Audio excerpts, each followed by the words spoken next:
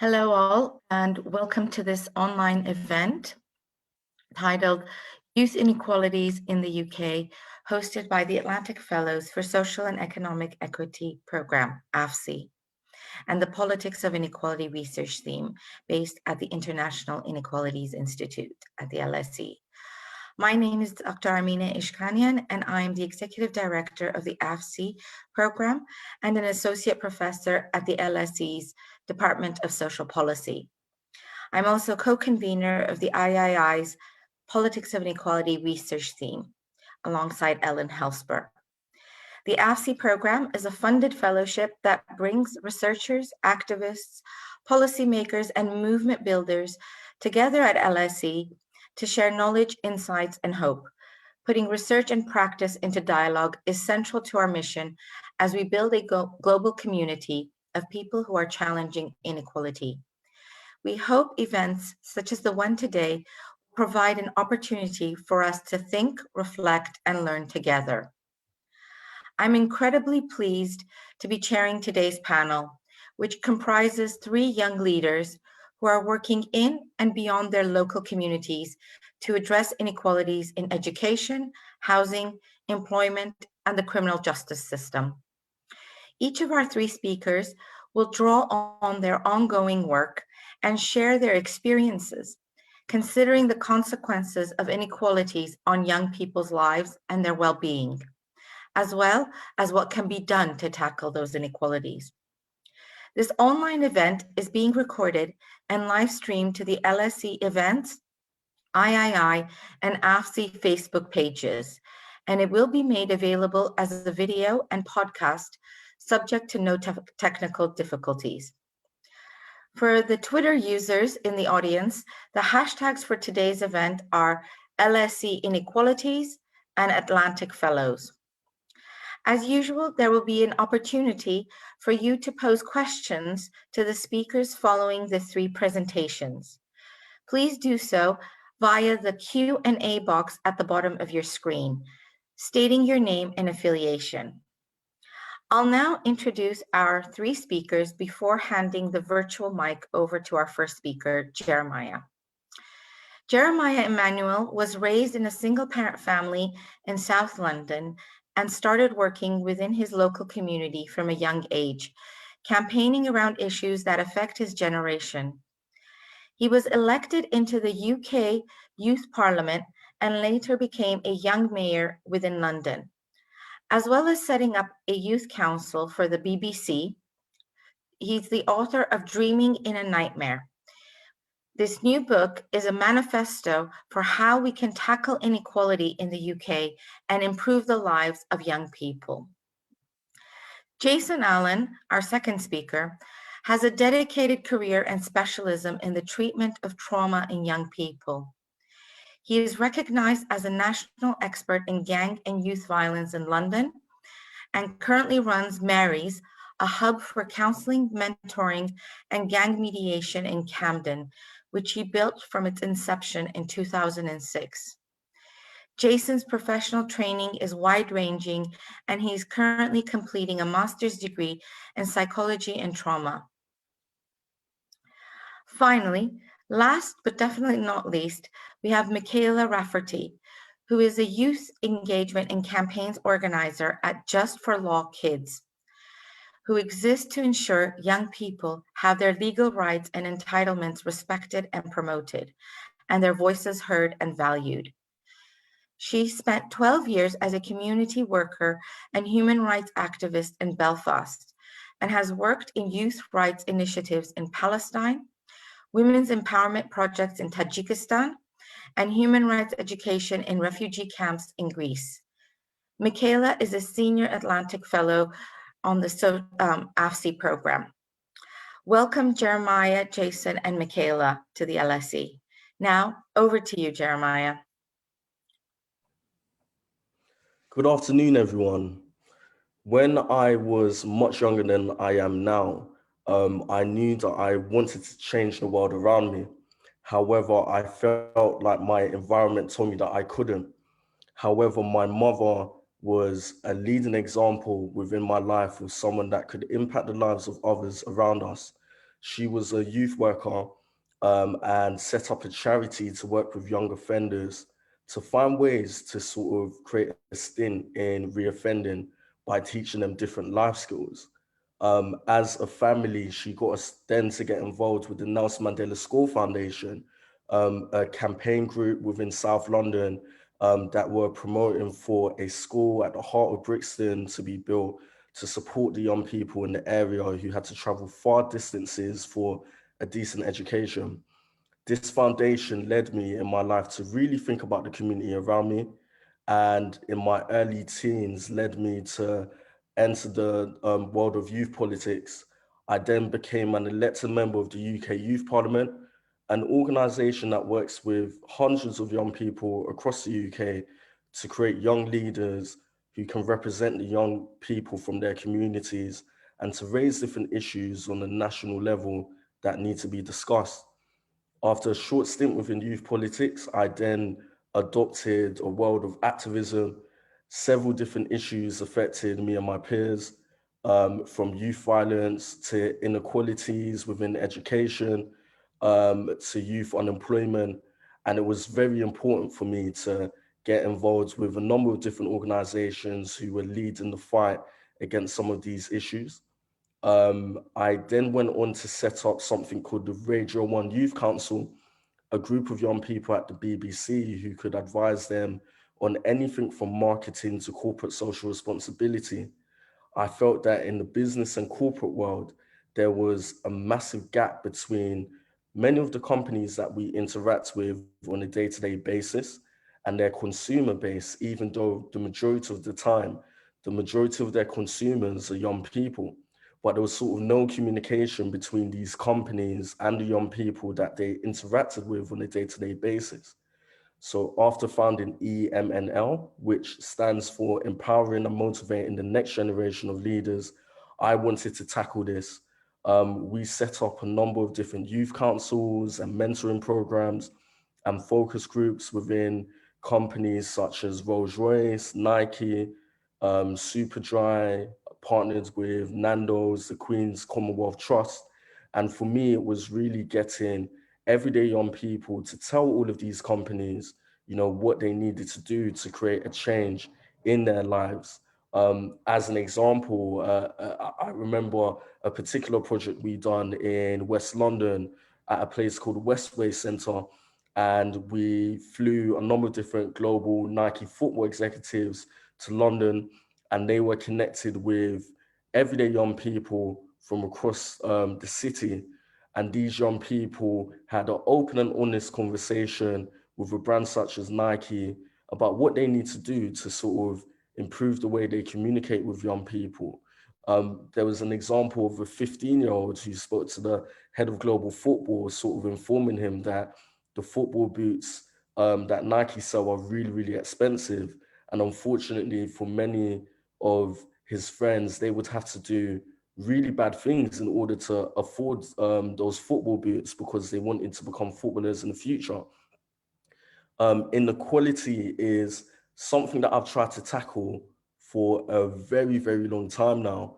My debut book is actually titled Dreaming in a Nightmare, Inequality and What We Can Do About It. And many people sort of ask me, why would I call my book Dreaming in a Nightmare? Why would I use such a title? And immediately when you think about the title, many people refer to my environment, growing up in Brixton, South London. Maybe it was a nightmare, my environment and all the things I was around. But my environment was quite pleasant. Again, definitely surrounded by poverty and impacted by many different forms of inequality. But it was my day to day, it was my everyday life, and it shaped me for the future. The reason I actually called the book Dreaming in a Nightmare was because of the realization that my reality and my day to day and the realities of me and my friends could be seen as a complete nightmare to someone else who doesn't understand what we've encountered, to someone else who's grown in a totally different environment. What is so normal to me, and what all the problems that I was so desensitized from could be seen as a nightmare to someone else. I had this realization when I was sat around the table with some of my colleagues for a company that I done some consultancy work for, and we were talking about stop and search. Again, an issue that is often discussed in the press. And I shared my experiences. I talked about at times being humiliated because I happened to fit a description again. And then I shared the story of on one day of a week being in 10 Downing Street with the then Prime Minister David Cameron at a reception to celebrate activists. And then a few days later, ending up at the back of a police van because, again, I fit a description. And I remember talking so openly and freely about something that was so normal to me and my friends. And everyone around the table was horrified. They couldn't believe that I had to experience such a thing. But again, it's stop and search. It's normal. It's something that the police have to do. However, I definitely felt prejudiced majority of the time growing up when it happened to myself. But to everyone else, they couldn't understand and they felt it was so unfair that this had to happen to me. So from that moment, I started to draw realizations to many different issues within my life. My earliest example of inequality was when my family were hidden homeless. And before the age of 7 years old, me and my family had moved around about 7 different times from temporary accommodation to temporary accommodation.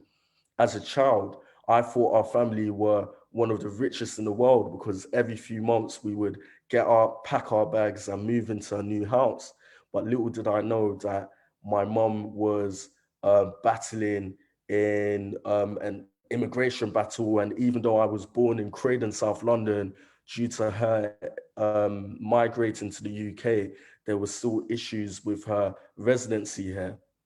My earliest example after that of inequality was getting on a bus 345, a bus route that starts in Peckham, South London, and ends in South Kensington.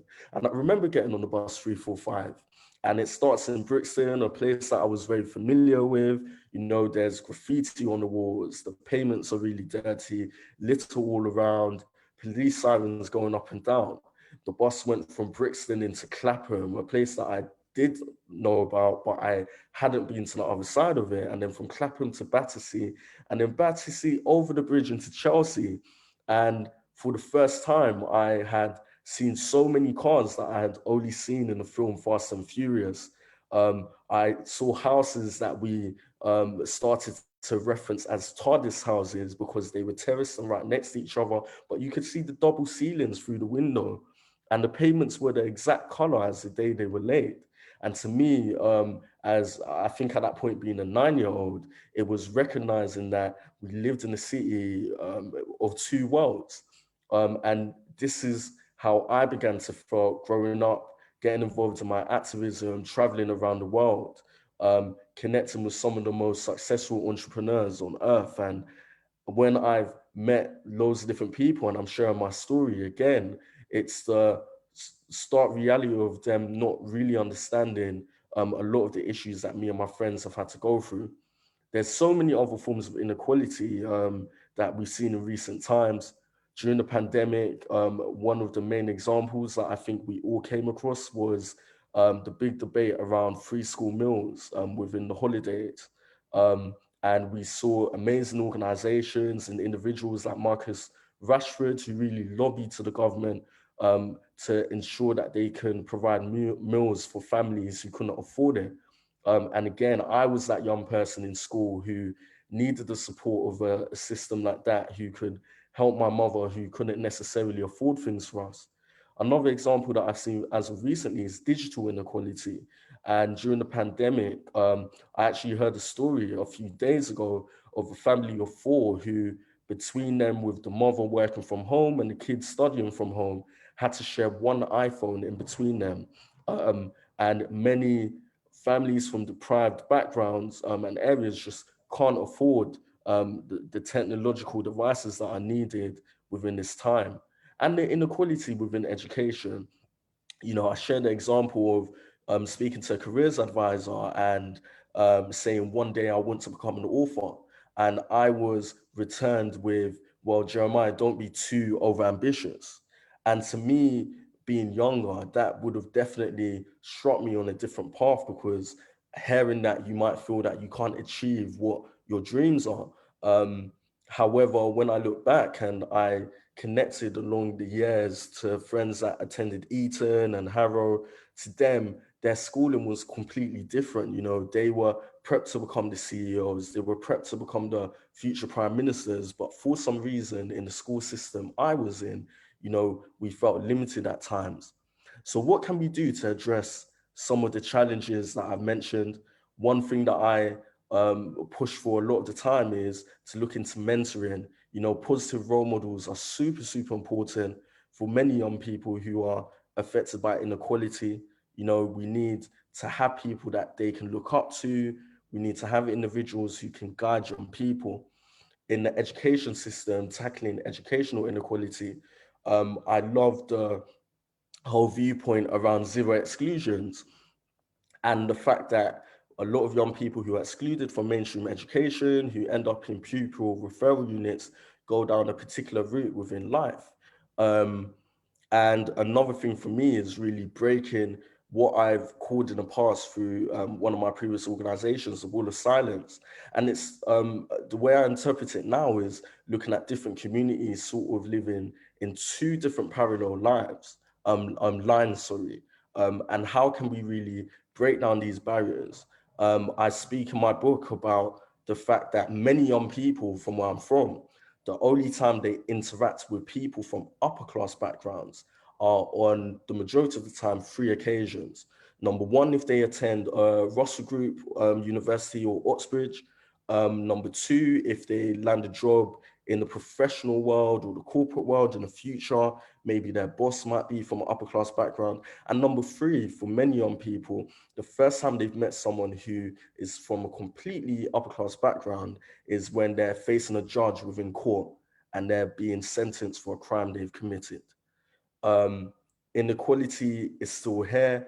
We need to find ways to tackle it. And I hope we can discuss solutions within this conversation. Thank you. Thanks, Jeremiah. Thank you so much for sharing that, your experiences and the work that you have done and are doing. So thank you. And we will have time for discussion. Jason, I turn to you. Hi, everyone. Thanks for that, Jeremiah.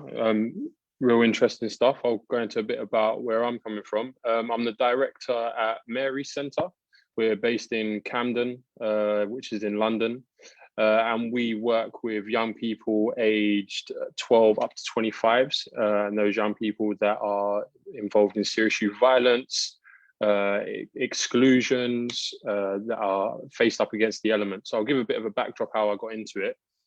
When I was young, came up in poverty, single parent household. At the age of 15, I was sent over social services, got involved, and I started to get put into hostels on my own. At a young age, I was getting put into adult hostels, which I shouldn't have been. So at the age of like 16, when I was just sitting my GCSEs, I had a alcoholic live as my next door neighbor in the hostel on my right hand side, and on my left hand side I had a lady that was involved in prostitution. Lovely people on a day-to-day, but very, very tricky for a 16-year-old to navigate his way around whilst trying to go to school and commute on his own and being engaged with social services. This led into me becoming involved in crime, because I didn't really see another way out. I got excluded from education. I didn't get kicked out. I just got put into classrooms where they thought you was more disruptive and for you to go there. And I just kind of got sent around the mill with no one really sort of looking into what my problems were. And I didn't know how to express myself. So lead on to a couple of years, 18, 19 years old, I started to become a lot more, as time went on, I started to become a lot more angry. I became involved in violence. And that was my answer for things, because I didn't have any answers. I didn't know why my life was like this. I didn't know why my mum was so lovely and trying to help, but she just couldn't. I didn't understand. So I turned to violence, and that then led to me wanting to try and make a difference for the people where I was coming from. So I was being very hypocritical. So I was trying to help the younger kids in the community where I was growing up in, but I was still involved in things that I shouldn't have been involved in. And that then led for someone seeing something in me through a youth program and saying, Jason, we'll give you a space. There's an opportunity for you to run some of your own stuff. And I just started to get young people involved that were having conflicts with each other, nothing too serious, and just giving them time and space. And then I became involved at Mary's, and Mary's really gave me a home and somewhere to feel that was a home. And one of the key things that I feel that happened with Mary's is 1 year into my employment, I got caught up in a few of my past issues, and I got stabbed quite badly. I had to get rushed to hospital. I was bleeding out. And all of this whilst I was deemed by society as having a job in education, and Jason's okay because he presents well. He's a nice guy. He's a nice chap. But fundamentally, I had huge anger issues. I was involved in crime, and I was really, really struggling. And Mary's and the people at Mary's gave me the opportunity to flourish. They didn't judge me for where I was coming from. And that gave me my opportunity to spread my wings and create the project into what it is today. And we built the project on like a social modeling approach. So I kind of looked at what I didn't have and what I needed, and we went wholeheartedly into that 15 years ago. So I would have the building open at 3 a.m. for some of the most at-risk gang members in the borough. We'd have I'd be in countless police stations, doing appropriate adult for young people where their parents couldn't make it. I would be trying to advocate for young people in meetings.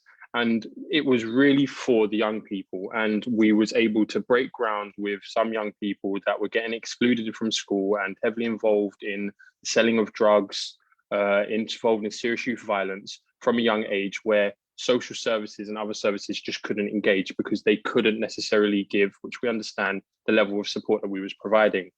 The problem that we had 15 years ago is that wider society and statutory sector services couldn't fathom why we were working with these young people, let alone how we was working with these young people. You know, you'd hear terms like, oh, those young people are a waste of resources because you're not going to get any tangible results out of them. And you'd hear all of this type of stuff, and that kind of led us to change our tact and just take our project completely underground, where we weren't fussed about our image. We wasn't fussed about getting out of there, about this is what we do. We just genuinely wanted to have an impact on the most at-risk young people. This led to us being able to have firearms taken off the streets, countless weapons taken off the streets, and more practically mediations. By us working with young people for weeks, years, hours on end, no matter what their circumstances were, they'll reach out to the staff team, they'll reach out to us and say, listen, we're a bit worried about so-and-so is about to cause this case of violence. You know, this person we feel might get kidnapped soon by this person, and we'd be able to get intel like that and act on it extremely practically. Of course, we'd have our safeguarding measures in place, but when you build relationships with people, people tend to listen. And when people tend to know that you genuinely care and you communicate with them and you understand where they're coming from, they tend to listen to you. So we hold countless mediations, and those mediations can happen at our center, in a park, in someone's house.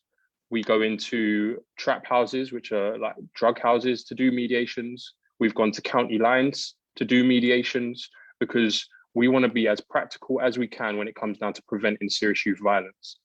And that's kind of where we started 15 years ago, and we've built it to where we are now. And we've gone a lot more into the preventative side. So we're working in a lot of the schools within the borough of Camden. And we are looking to go further afield as well. And a lot of that is to take on the young people that are showing adverse childhood experiences, the young people that are struggling in the classroom, at the school. We say to the schools, even if you're going to kick them out tomorrow permanently, write us a referral today, because we will be able to start building that relationship with them and carry on with them until they're 25. And again, if you look at it, that then goes around to an attachment theory approach. A lot of these young people, they don't necessarily have the strongest attachments, whether it be with teachers or parents. Some people might try and blame the parents, but sometimes your parents are just grafting so hard that they don't have the time to be able to relate to their child. They don't have the time to be able to have long discussions with their child in what they need. So we try and build secure attachments. If you look into now, say 15 years later, we've got 11 caseworkers, and we looked at the social modeling approach. So our 11 caseworkers have all come up through our project. They've all come up from communities where young people are coming from that we would work with, and they're all at different stages in their lives. And it's about providing that voice for the individuals, for our individual caseworkers, to be a voice for the young people, whether that be on the table with youth offending, probation, in front of a judge, with parents, in front of a teacher, just to support the young people to articulate themselves correctly. And that's roughly what we're doing as a project. And we work with about 200 young people a year, just over 200 young people a year. And it can be as intense as it needs to be, or as relaxed as it needs to be. So we can work with a young person, for one individual, depending on what their circumstances, for 5 hours in 1 week, if not longer. We could work with one of them for 1 hour every 3 weeks, just so that they know that we're there for them.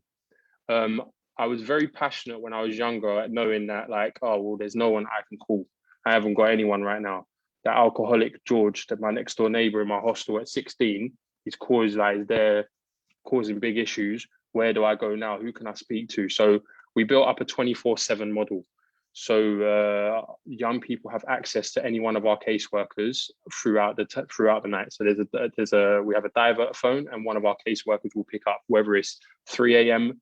because case studies, someone's dad has poured beer over them in the middle of the night, or someone's just been murdered, and we're reaching out because we're scared of retaliating and they want to be spoken down out of it.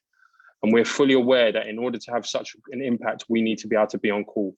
We need to have sessions on, whether it be Eid or Christmas Day. We have sessions throughout the year. We go and visit young people. We'll go to wherever they are in order to support them.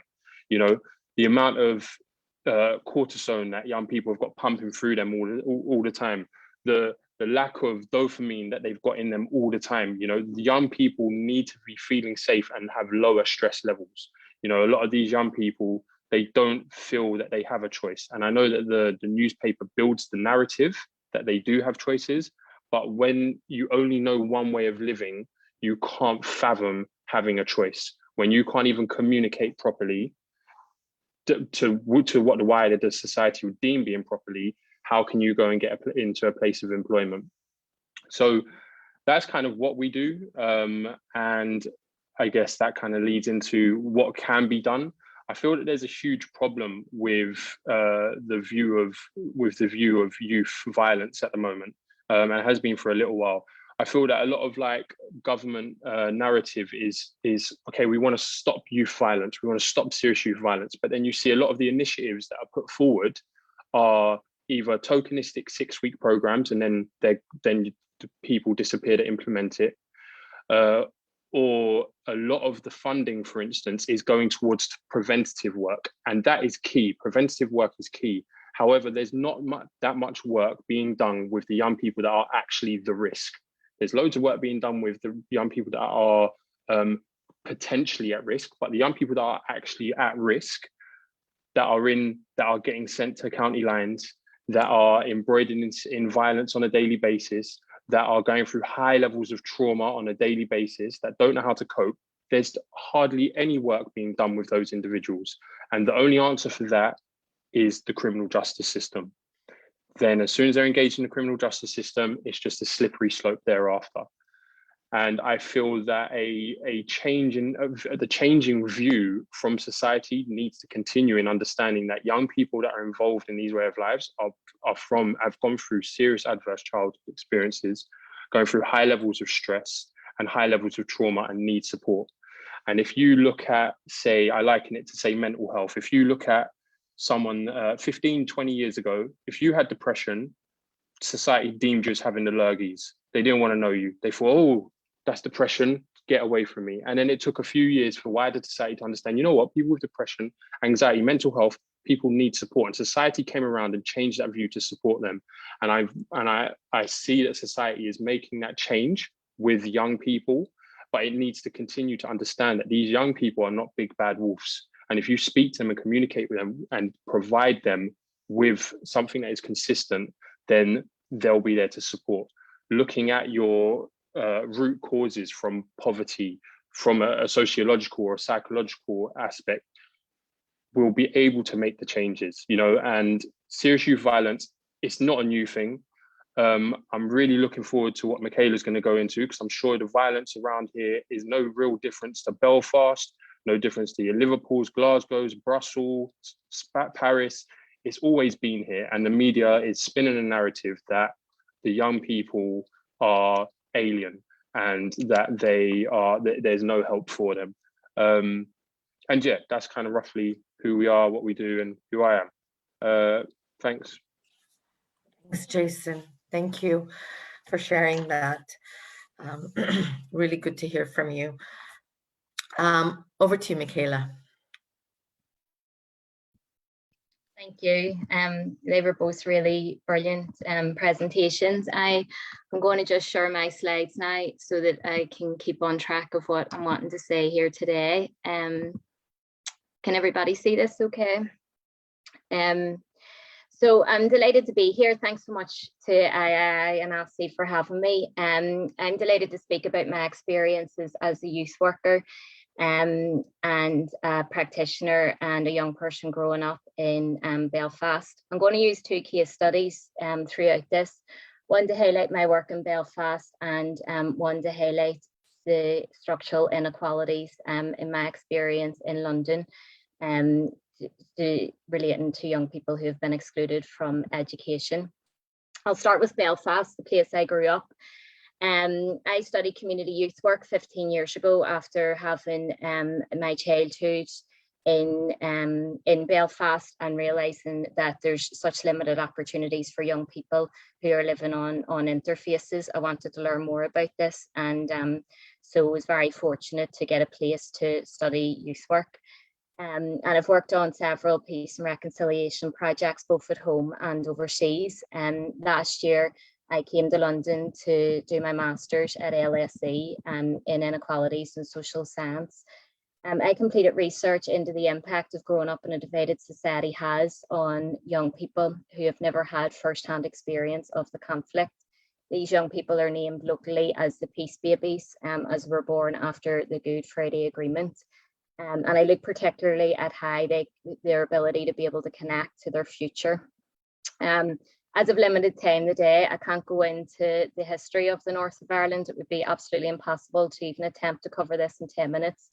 But for those who aren't aware, following British occupation and a civil war lasting over 30 years, the North of Ireland has been in a peace process for the past 22 years. The brutalities of these years of violence have been replaced by a divided society, which many argue is a failed state. For some, the peace process has brought great prosperity. Power-sharing politicians use identity politics to legitimise their existence and secure their support. Some who can afford it have moved away from interface areas, and many have the privilege of thinking the dark days of the conflict are behind us. And now tourism is one of the fastest growing industries across the North of Ireland, which is quite bizarre whenever you think about how much Belfast and the North of Ireland was avoided in the height of the Troubles to the outside world. But what's often ignored as tourists are brought around the peace walls and politicians are held as leading examples around the world is just how the dysfunctionality of a divided society is impacting on the next generation. As you can see from these statistics, religious segregation has been institutionalized, with most children and young people educated separately from their peers of the other religion, and housing being segregated not only by religion, but also by class, with 98% of public housing being segregated, creating a siege mentality, particularly for those who don't have the capital to decide where they want to live. Again, this is a huge factor in waging inequalities between young people who grew up living with the visibilities of the Troubles day in, day out, and those whose families are not living on interface communities. There's been a 33% increase over the last 2 years on the number of children in households on the housing waiting list. It's also a huge religious inequality continues to affect social housing. In North Belfast alone, 82% of those registered as homeless come from a Catholic or nationalist background. Out of the 1 in 4 children living in relative poverty across the north of Ireland, 70% have at least one person in the household in employment. This shows the growing number of the working poor and the failure of the neoliberal project. There has been a 90% rise in the number of households across the north claiming universal credit since the onset of the COVID-19 crisis. So this figure of children living in poverty is set to rise. Tragically, 3,600 people lost their lives during the Troubles, but a terrifying fact is that almost double that figure of those who died through 30 years of conflict have died from suicide since the beginning of the peace process, with almost 6,000 people taking their own lives in the last 22 years. Intergenerational trauma and the impact of living in an abnormal society proved factors when the young people I interviewed spoke about mental health and the crisis that faces them. There's only 5.3% of the health budget goes to mental health. This is the lowest in all of Britain and in the south of Ireland. The level of institutionalised segregation and unstable political climate creates many vacuums, and some of this is filled by paramilitary groups who still have a strong hold over many working class areas, particularly in loyalist communities. These gangs survive on fear, limited opportunities for young people, and identity politics, whipping up hysteria when it suits the interests of politicians. In the recent spell of violence from the loyalist communities in April of this year, in response to the Brexit debacle, the Northern Ireland Children's Commissioner said this violence has been caused by criminal exploitation of at-risk children and young people, adding that behaviour of some adults and contributing to the actions of the young people amount to child abuse. When we look at how entrenched division is in every structure of society in the north of Ireland, I would argue that each power holder who continues to create and perpetuate these divisions, holding the north in a state of limbo between the promise of peace and the constant threat of war, are responsible for these acts of child abuse, including the great and good, who are employed to keep these divisions in place and profit from it while our children and young people suffer the consequences. I think this is a telling quote from one of the young people I interviewed during my research, and it really demonstrates how damaging and oppressive a divided society is on the well-being of young people. Being told the situation is normal when it is not normal makes you feel like you're the one going mad. The conflict has left trauma behind, but the divided society we live in continues to traumatize our young people. In my experience, children and young people want to integrate, and when they're given the chance, they thrive when they're exposed to diversity in a safe and nurturing way. However, the systems in place make this process of integration the exception and not the norm. A peace process that doesn't have social, economic, and cultural rights at its core is nothing more than a sticky plaster over a deep wound. I'm going to move focus now to look at London, and I'd like to share an example of how young people impacted by inequalities are using their experience to hold power to account. Just for Kids Law, our brilliant organisation I have the privilege of working with. We work with and for children and young people to hold those with power to account and fight for wider reform by providing legal representation and advice, direct advocacy and support, and campaigning to assure children and young people in the UK have their legal rights and entitlements respected and promoted and their voices heard and valued. With rising levels of deprivation, cuts to public services causing severe pressure, our work now is more important now than ever. I will talk about a campaign I am working on with young people who have been excluded from the place that the majority of kids spend a high percentage of their childhood, not school. While the right to education is recognised as a child's right across the world, in England, 7,894 children are permanently excluded from school each year, and 438,000, a massive number, I can't even say, experience fixed term exclusion. And that's said to be anything from 1 day to a maximum of 45 days. However, young people I'm working with have been given fixed term exclusions to last the whole academic year.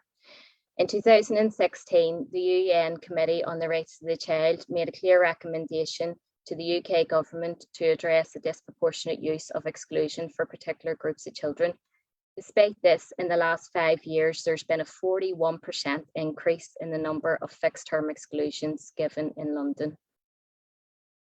What's deeply worrying is that certain groups of children are disproportionately excluded from school. These statistics on disproportionality show the underlying injustices and inequalities that lead to school exclusion. Young people already facing vulnerabilities and barriers to participating positively in society due to the oppressive structures and systematic failings are let down even further through their exclusion.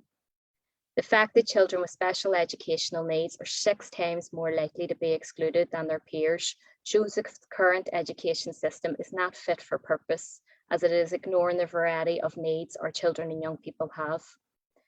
The fact that children on free school meals are 4 times more likely to be excluded from school show the direct link between poverty and exclusion.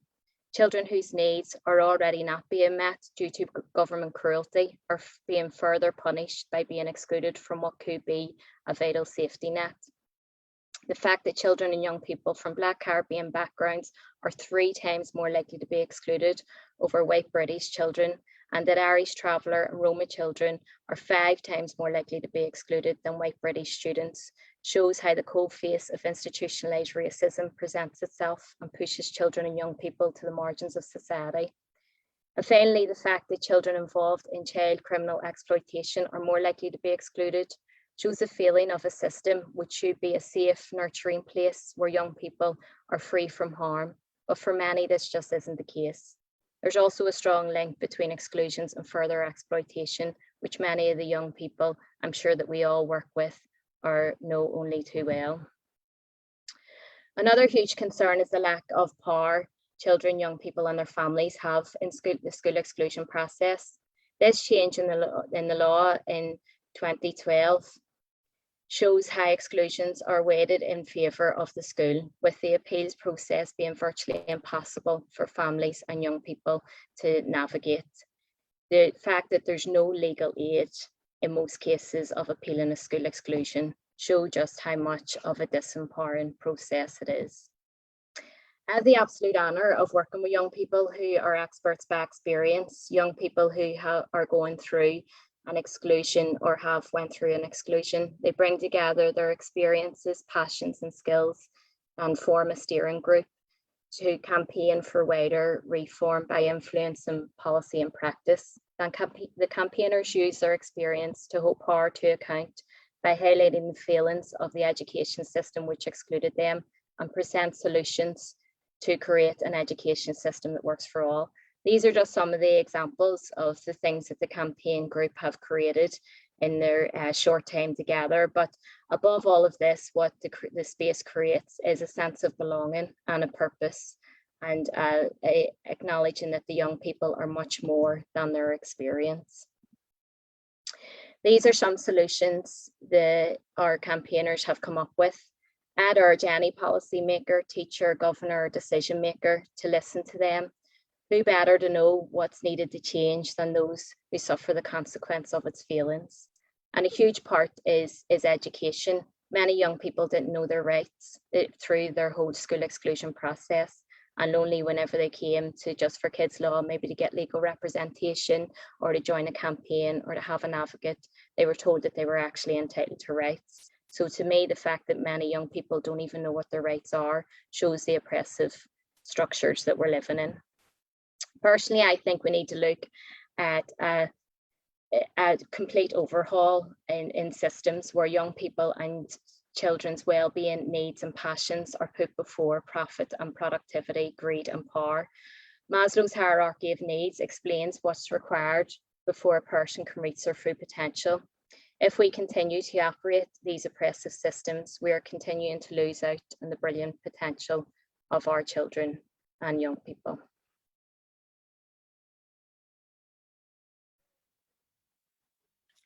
Thanks, Michaela. Excellent presentation, all three speakers. You've given us so much to think about and to discuss. Before I open it, and we've already got lots of questions in the Q&A, I wanted to give the speakers an opportunity if you wanted to reflect on any of the other speakers' points or share anything before I turn to questions.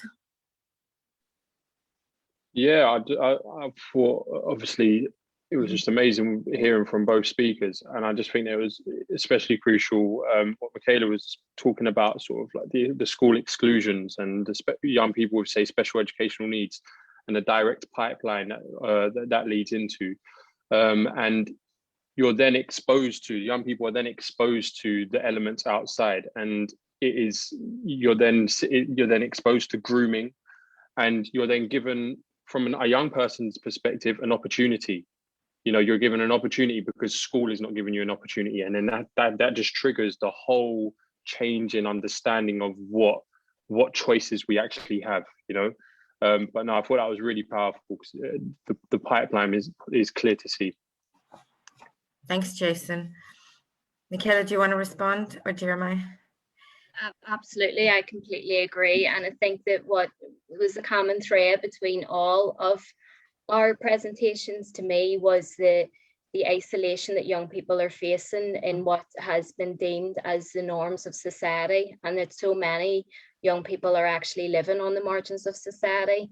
So if that's where the majority of young people are, we really need to look at the systems that push them there, as opposed to try and getting those young people to fit into the systems that are in existence, which are clearly failing the young people. And I think that Jason's point was spot on around or maybe it was Jeremiah, sorry, I'm getting confused. But somebody made a class point about the only time that a lot of young people are seeing somebody from the upper classes is whenever they're stood in front of a judge. And I think we need to acknowledge that a high percentage of decision makers and power holders are coming from the elite class, not even just the middle classes. They're coming straight from private school, where they have not been exposed to any of the realities that young people whose lives they really have in their hands are experiencing. I thought that was a very powerful point. Thank you. Yeah, I think all of you talked about, not being seen, not being heard, and the importance of relationships, reliability, having someone care, and take that into account. And I think mental health was really something you all talked about, which was key. Jeremiah, did you want to respond as well before I open it up to questions? I could definitely see the link in all of our talks between education. And I wanted to share an example of a school in South London called the Dunraven School. And they actually put this to the test by creating a policy saying 0 exclusions. We're not going to exclude any of our young people. And what actually happened is the teachers never gave up on the young people. They tried their hardest to identify the underlying issues that would contribute to what they normally call low-level, mid-level disruption within classes, and really just delving into some of the surrounding issues rather than just identifying the young person, saying what you've done is wrong, and then referring them to a pupil referral unit. And I think another massive problem with schools in the UK, and it was something I noticed as a student, a lot of schools would get rid of the young people who were sort of like easily distracted, so that by their GCSEs and exams, the exam tables sort of reflect differently if they have young people who they feel cannot get the best grades. And that for me was just terrible, seeing that throughout my community, because it was just so blatant that that was one of the reasons why young people were getting excluded. And even to permanent exclusions, in my year group in school, anyone who went to a pupil referral unit after a permanent exclusion either fell into the criminal justice system or they unfortunately lost their life due to youth violence. So that for me, and I touched on it in the book, was a shocking revelation when I actually realized that, and more needs to be done to really tackle, educational inequality. Thanks, Jeremiah. Yeah, Oh, sorry, go ahead, Jason. Sorry, I mean, it was just sort of as well following on to a bit that both talkers were saying, Jeremiah and Michaela, around immigration inequality and institutionalized racism. And I feel that this, we see, I'm sure everyone on this panel knows the impact it's having on our school children and in the workplace and all around society. And the fact that it just gets ignored so often plays into the narrative. And if you look at, say, other cities, race isn't seen as important in the news when it comes down to serious youth violence outside of London.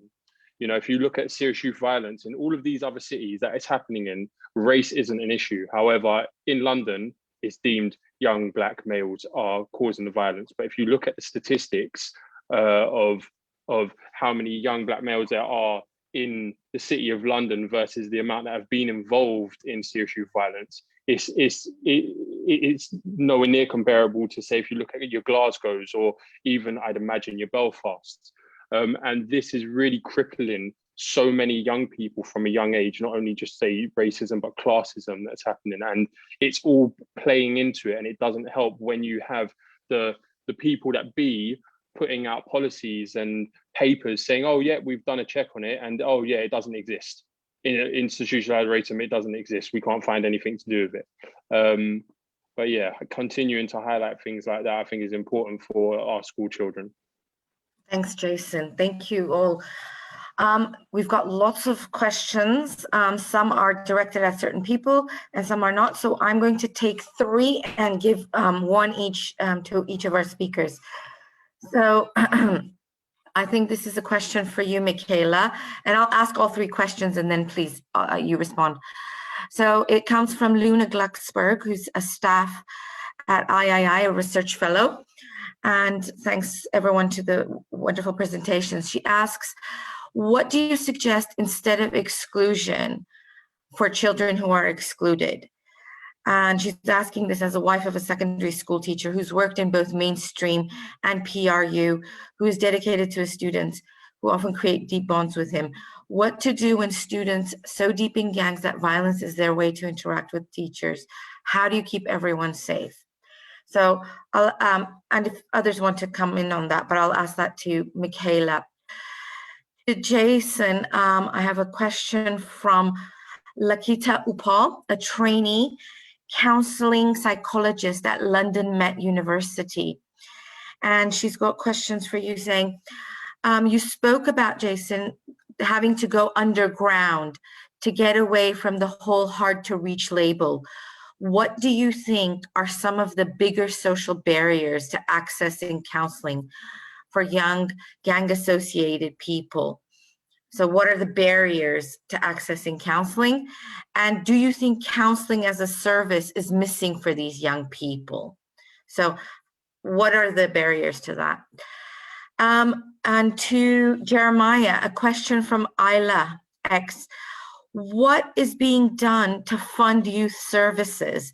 Because there's been a lot of loss of central funding. About 95% of the West London since 2010 regeneration projects. So there's been money, but has the Youth Parliament petitioned government to fund more youth services, statutory youth services? So who would like to start first? Maybe Michaela, because I gave you the question first. Sure, yeah. Thank you. I think that's a great question, and one that we speak about a lot in the campaign. And like I said in the presentation, I think that we just need to look at the young people who have been most affected to come up with the solutions. And a lot of them talk about if frontline staff, and in terms of the teaching staff and people who are seen every day, maybe had an element of understanding as to what their lives were, they would be able to put measures in place. So suggested that teaching staff go through trauma-informed training, that they look at mental health training, that they look at what young people are dealing with within society. But obviously, in order to do that, there needs to be more resources put into schools. You know, it's very understandable that teachers are overstretched and under-resourced. Each school really should be, whenever we look at the mental health statistics amongst our youth population, why do we not have youth workers and counsellors and therapeutic staff within schools, whenever that's where children and young people are spending most of their day? But again, that requires funding. So I think whenever we kind of look at these things, we need to look at it on so many different levels. We need to look at the lack of funding that has actually been taken away from the education system. That absolutely needs to be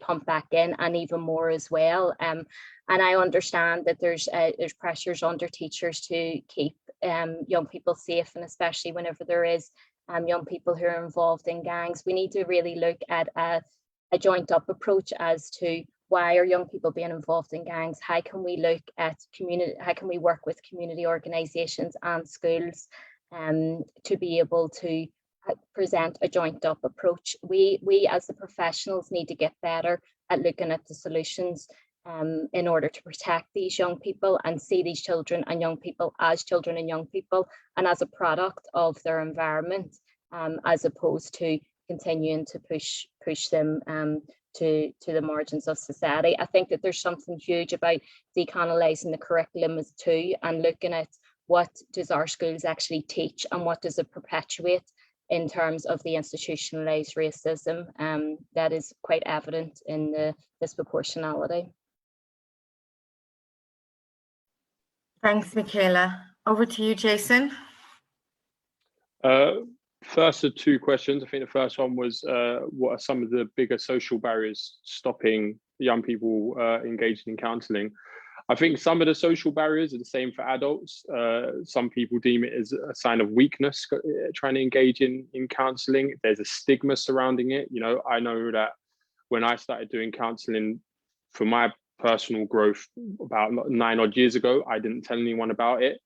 But also I feel what's more important at the moment is the huge disconnect between, say, who's providing the counselling.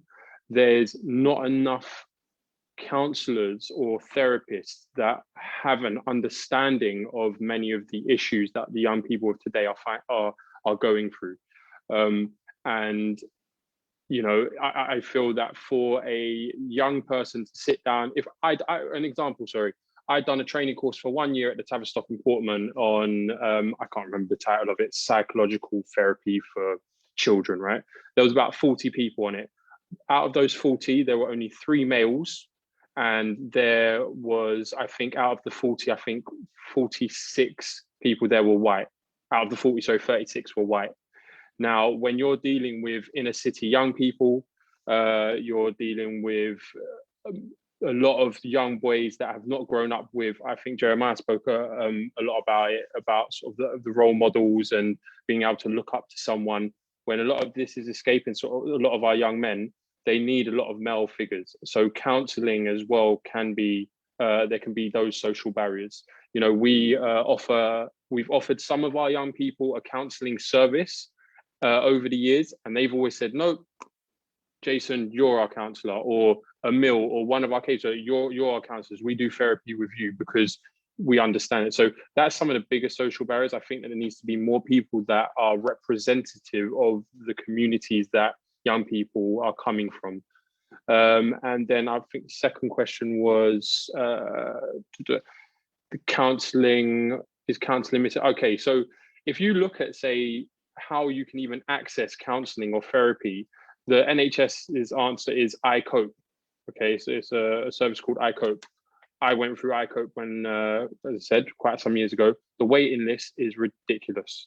You know, if you are a young person going through serious levels of trauma, even if you're just a young person that is experiencing forms of depression, the iCope waiting list is ridiculous. And that's because, as we know, the NHS is hugely overrun. You know, there's cuts everywhere, and I totally get that. But that can provide a breakdown. But as well, if you look at some of the more powerhouse organizations that provide therapy, we've had conversations with them over the year about trying to implement things such as crisis contingency therapy sessions. So in the part, if you look at, say, the past 4 years, 15 of our young people that we've engaged with have been murdered on our project. And that's a lot of young people, friends and families that need forms of therapy and counselling. And it can be extremely overwhelming for just one organisation to handle that. And when you're then talking to, say, other therapy organisations and counselling organisations, and it has to be on a Monday at 10 o'clock. And if you miss that session, see you next Monday at 10 o'clock. It's ridiculous. You know, we're dealing with young people that don't necessarily want to sit down in one place anyway. And you're providing them with inappropriate, unrealistic boundaries in therapy sessions and counseling sessions. So I feel that as well is a huge breakdown. And we provide that within our 24/7 model of, if you need us, we're there for you and we'll make it happen. And when you're dealing with young people, you have to be flexible, I feel. And yeah, I think I answered the questions. You did, yeah, you did. Thank you. I'm going to hand things over to Jeremiah, and then I'll take the next round of questions. Thank you. Very similar to myself when I was growing up. The majority of our youth services within my community were cut. And it was devastating on young people. In my book, I literally write about the local McDonald's becoming our new youth club because we had nowhere to go after school. And more needs to be done to fund youth services. I feel one thing to note is that when it comes to the debate around youth clubs, one thing that I do often talk about is the fact that we also need to find ways to adapt due to the fact that youth clubs were very, very active some years ago. So many young people may have adapted. They may need some other forms of youth service support. And it's up to us to find ways to support them. In terms of central government and funding, one thing that I always draw to as an example, there's a political commentator called Kenny Mafadon, and in 2012, he wrote something called the Kenny Report, which was all around gangs and serious youth violence. And it actually mentioned that one murder investigation could cost up to £1 million to undertake. If we look at the criminal justice system and actually young people who are in custody within prisons, you know, it costs, I don't know the specific number, but around 5 figures to house a young person for a year within prison. The thing for me, I always believe in preventative measures. I'm a firm believer in early intervention. And why don't we invest some of this money that we would actually use on the worst side of things and find that money to invest into communities and into young people so that the cycle doesn't continue. In terms of the UK Youth Parliament, again, it's a youth organisation, so we don't actually make any policies. But in the years that I was involved, we campaigned around a number of different issues. And a lot of the times, to be honest, with politics, I feel my experience of working in the political space, we have all of these conferences, you go down and meet politicians, you join parliamentary select committees and give evidence. And a lot of the time it's talking.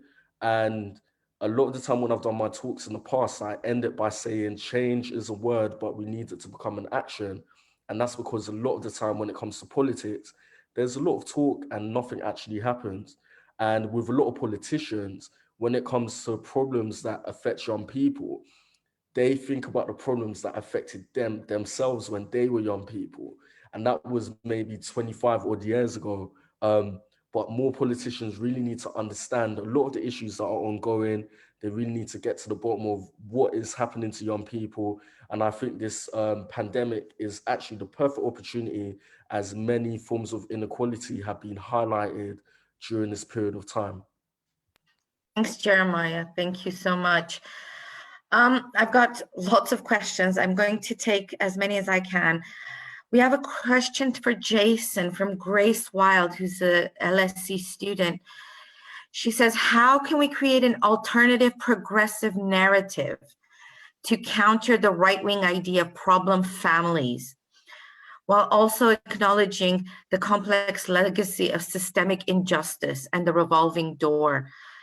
She says, I'm thinking about how lots of young people in care talk about coming from care families who have always had heavy social services and criminal justice involvement. So how do you shift the narrative in the media? How do you tell a different story? A question to you, Jeremiah, from Rachel Middlemass, who's asking about the role of the private sector, because you mentioned about talking to corporations and so forth. How can commercial organizations and markets respond to the issues you're describing? What can the private sector what could it do? What should it do? I just want to put in there that sometimes corporations can start with paying fair wages and not doing 0-hour contracts, but I'll stop there myself. And Michaela, a question to you about when you're looking at this issue, do you also, and this is a question from Emma, what do you hear, Emma Garrity, working with young people, Michaela, have you ever shared what do they share, have they given you solutions? And what are they saying? So the younger people than you. So Jason, I'll start with you. So how do you change the narrative? I mean, it's very difficult when you can't even change the narrative in the media and the government that that racism exists. Such a big problem like that. So I mean, changing the narrative of that families, problematic families, and engagement, say, from social services are a problem. You know, where do you start? Again, if you look at, say, upper class families, right? Upper class families that, say, children, say, that are at boarding school, there's issues, huge issues that come from that. Huge issues where families need support in that. Children that are in boarding school also need things such as counselling, mentors, but those problems are not highlighted as a problem in society. It's only the lower income, the poverty, the young people that are getting kicked out of mainstream education that are the problem. Other ways of life, other classes are not a problem in society. It's not a problem. It's not a problem, say, in Camden Town. The problem is the drug sellers as opposed to the wealthy architects coming into Camden Town to buy the drugs from the young people and funding the whole trade. That is not the problem, is it? You know, from the government's eyes, the problem is the young people, their families.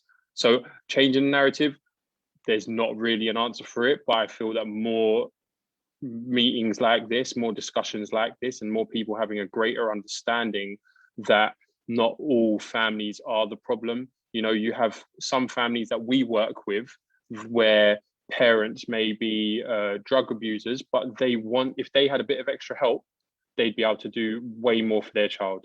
You know, if you have a parent that is struggling just on how they can communicate with their child, having a mediator within the family can help them. And then next thing you know, loads of problems are alleviated. So changing the narrative is very difficult when, as I said, you can't even change the narrative in the government and the media that racism exists. So, yeah. Jason, thank you. Jeremiah? So the private sector, for a long time now, I've actually run my social enterprise by working with a lot of different corporations. And I think one thing we've sort of discussed here today is the fact that many people from sort of like different backgrounds, sort of higher socioeconomic backgrounds, really can't relate to a lot of the issues that young people have to go through, especially in a place like inner city London, as an example. And I remember sort of doing a talk at Facebook, and I tried to look at it from a totally different perspective. And it's the fact that a young person who may have unfortunately lost their life due to youth violence might have actually passed away wearing Nike trainers. They definitely had WhatsApp on their phone or an Instagram account. You know, they definitely drink Coca-Cola. So These are brands that interact with all of these people on a day-to-day basis. So how can the issues that all of these people are going through be overlooked? So that is why I've been a massive believer, and I've really pushed for a lot of corporate companies to think about ways they can impact different issues that might not necessarily be familiar to them. It might not necessarily fall in line with their brand and their image, but their consumer base, again, are people that are being affected by all of these issues. So I think the responsibility is drawn there. I think another thing is definitely to look at it from the employment perspective. And that's another thing that I've done beyond just talking about how they can give back. How can you support young people from disadvantaged backgrounds? And I think when we say the word diversity, it's heavily a lot of the time based on ethnicity and background. But one thing I've really pushed for companies to adopt is looking into lower social economic backgrounds. And that's for a number of reasons. One of the reasons being there are many young people that I know that look like myself, families are from the same sort of country, but they've gone to Eton and their families have done really well for themselves. And I also know young people who are sort of white British, who have grown up north in maybe, let's say, Middlesbrough, and have had a very similar upbringing to myself. So for these corporations, when looking at diversity, how can we provide opportunities for those young people at the lower end of their socioeconomic backgrounds? How can we support young people who have a lack of opportunities, who haven't been given a platform to move forward well in life? And how can we take that diversity a step forward so we can provide opportunities for as many young people as possible? Thanks so much. I think you're advocating for an intersectional approach of how we look at how different identities intersect and how people experience things. Jeremiah, thank you. Michaela, to you. Yeah, in terms of solutions, I think that it's really important that we recognise that we meet young people where they're at. So if a young person is trying to survive without a home, we need to give them a roof over their head. If a young person is living in poverty, they need to have food at the table.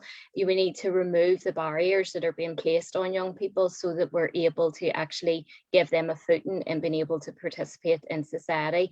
And Maslow's hierarchy of needs talks about that, but that first initial need being our basic needs. Whenever our basic needs aren't met, yet we are expected to function in society and reach our potential and learn skills and all of these things, we're really setting our children and young people up to fail.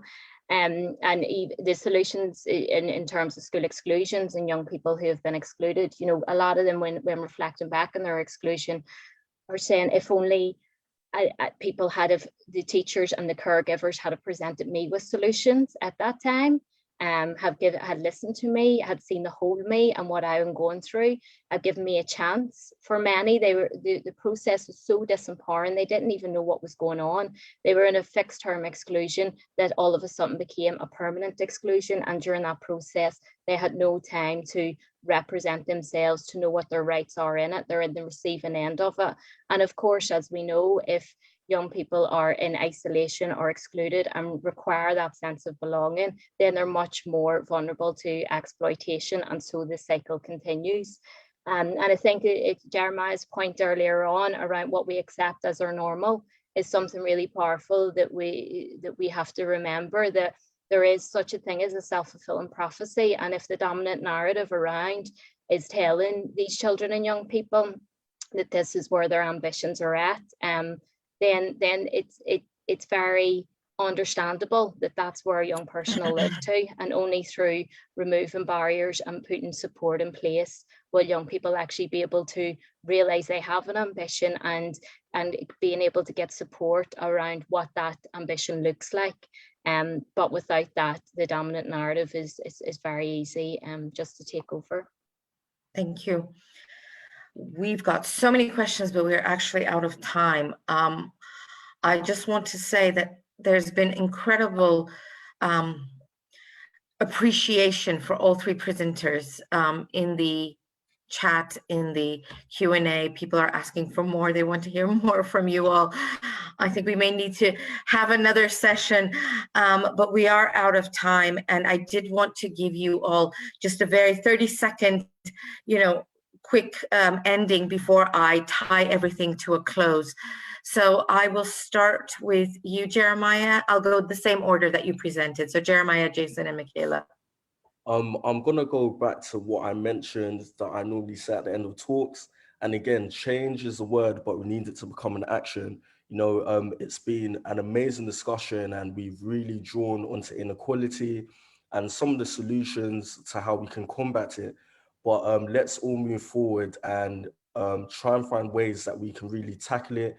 Let's keep the conversations going, and let's really, if for example, you still don't understand, or you want to learn more, please research, please understand what is going on in the UK and what can be done to really bring change about for all of these young people.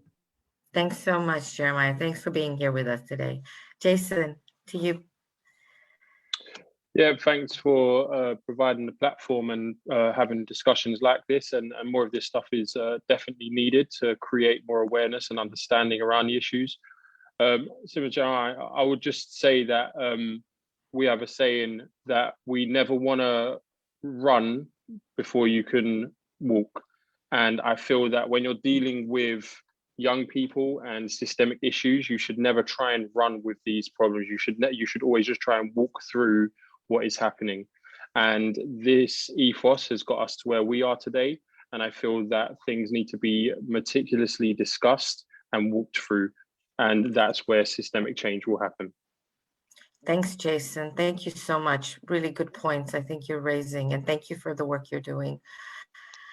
And lastly, Michaela.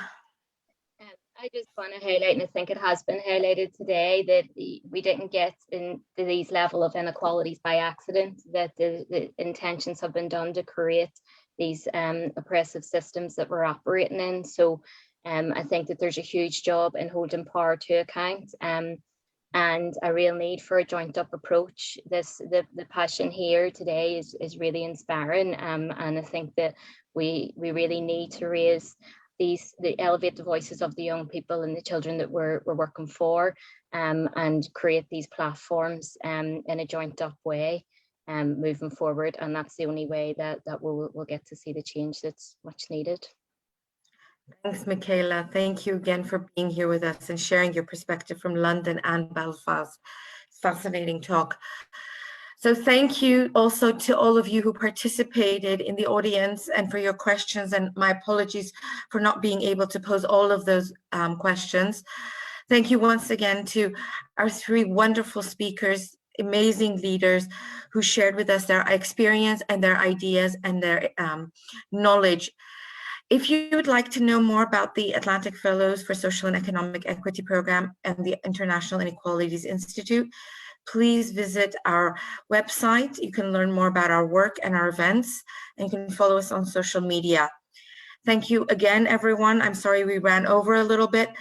And until we meet again, virtually or otherwise, thank you and goodbye.